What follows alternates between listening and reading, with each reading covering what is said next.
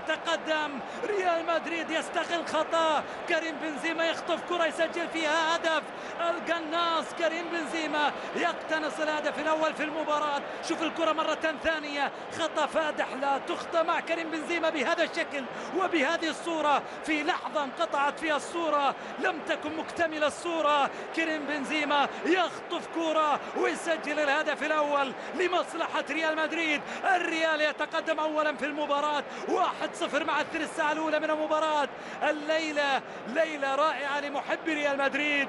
كما يخطف هدف أول، ساهم الدفاع في هذا الهدف، ساهم الدفاع في هجومه. وكرة مقطوعة، بنزيما أو بيبي، والكرة واصلة الآن في الجهة اليمنى. محاولة الاستفادة من تقدم بيبي، في كرة ملعوبة بالراس، الله، جول! رجع أتلتيك بلباو مرة ثانية.